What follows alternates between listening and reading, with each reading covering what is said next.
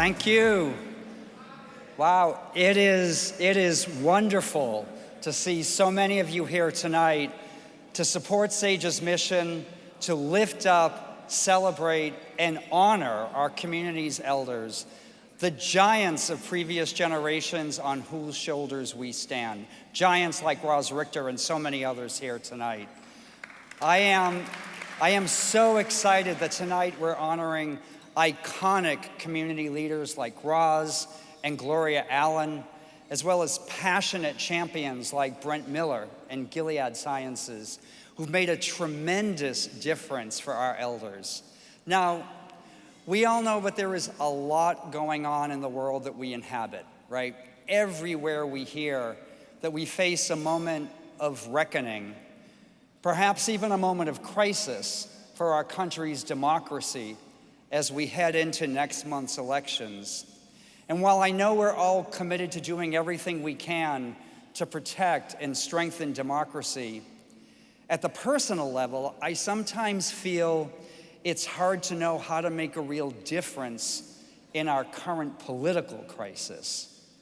But there's another crisis facing our community that I know exactly what to do about. And that's what I want to talk with you about tonight. Because as we gather here tonight, our community's elders, the people who paved the way for the rights and opportunities that we have as LGBTQ people, are facing an unprecedented moment of crisis. It's a crisis caused by the exploding number of older people in our country, 5 million of whom, thankfully, are liberated enough to come out and live their lives proudly as LGBTQ people.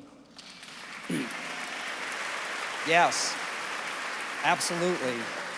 And it's a crisis caused by severe isolation and loneliness made much worse by the COVID pandemic, and by much higher levels of poverty and health problems that our community confronts in comparison to those faced by older Americans in general.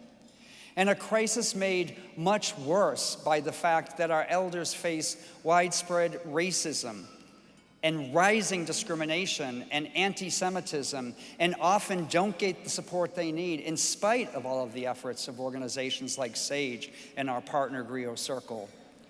I'm talking about the older lesbian who called my office during the worst days of COVID to say that the only live human voice she hears each week is when her SAGE volunteer calls to check in on her. The transgender woman of color who is an elder icon to her community, but has to line up every week at SAGE's pantry program because without the groceries we offer, she wouldn't have enough to eat. The elderly gay man who watched all of his friends die during the AIDS epidemic and is growing old alone. The trans man in a nursing home in Iowa who repeatedly was disrespected until SAGE came in to train the facility's staff.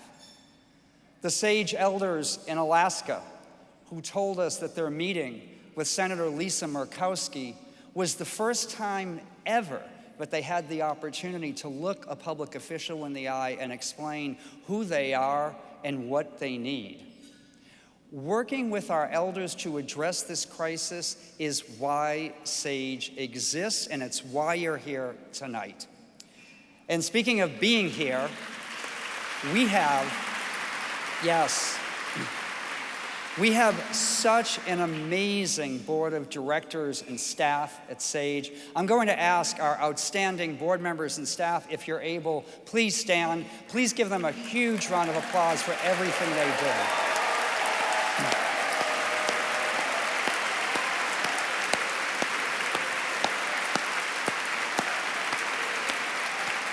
They deserve it. They deserve it.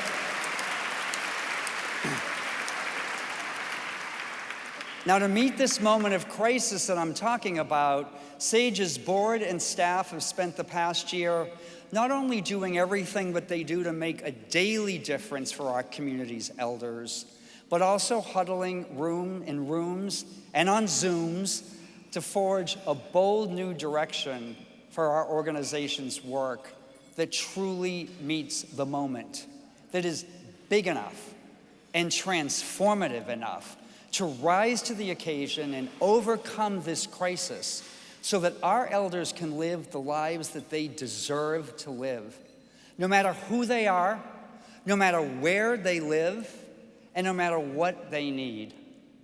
Under this bold new plan, SAGE will be evolving to build momentum and scale our impact. That means more programs, more services, more reach. We're reimagining how SAGE operates and moves through the world to get even more done for our elders. We're expanding with 2 new special divisions, one for our New York City programs and another for our cutting-edge social enterprises. And we have a new model for partnerships with path-breaking and a path-breaking new SAGE Center of Excellence. And we're including more LGBTQ elders from all communities, more trans elders, more Black, Indigenous, and people of color elders, more elders from rural areas, all to expand equity and representation for our community. And we're innovating, yes, please, yes. And we're innovating to build sustainable financing for key SAGE programs so that we control our own destinies and we take care of our own. Now, while these are exciting new strategic directions for our work, our mission at SAGE remains proudly the same. At the end of the day, SAGE is about what it's always been about, making sure that each and every older member of our community doesn't just survive, but thrives as they age. And when we boil it all down, we aim to honor and support millions of LGBTQ elders across the country and here in New York City in the same way we work hard to honor beloved pioneers like Jerry Calbus. Jerry is SAGE's oldest participant. She is 104 years old. 104 years old. Jerry has an amazing life story. Among many things, she was one of the famed Rosie the Riveters working in the defense factories here in New York City during World War II.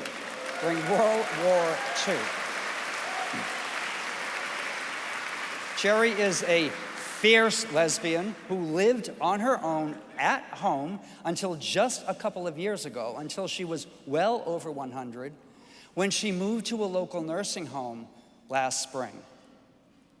Jerry told me recently that the one thing that makes her sad at this point in her life is that recently she has not been able to come to SAGE anymore, that she misses her SAGE community.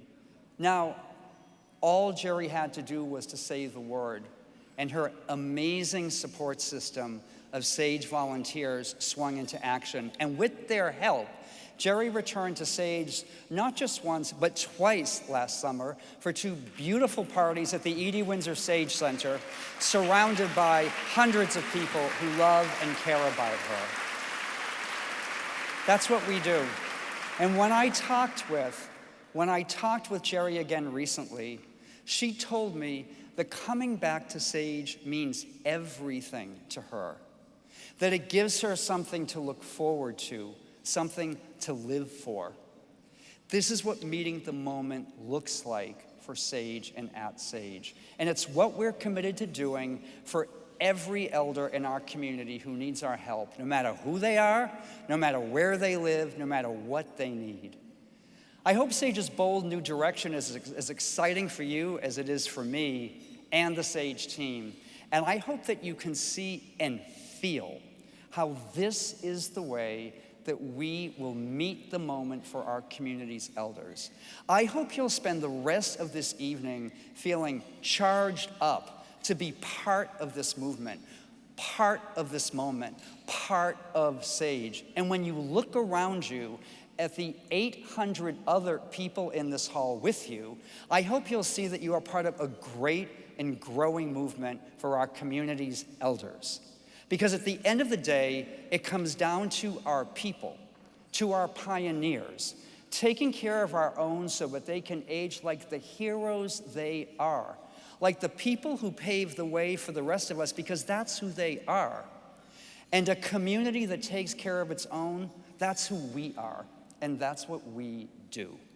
That's what we do. And together, we're making great progress. Just today, I'm excited to share that Governor Kathy Hochul signed path-breaking new legislation advocated by SAGE that will make LGBTQ older people an official priority in New York State's aging services programs. Yes. Yes. That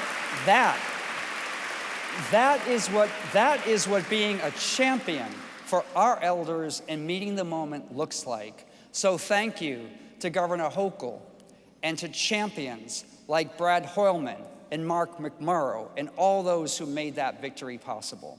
So in that spirit, let's commit tonight, that we will continue to meet this moment together for Jerry, for all of our elder pioneers who are here in this room with us tonight, and for the more than 5 million LGBTQ elders all across this country who need, and not just need, deserve our support.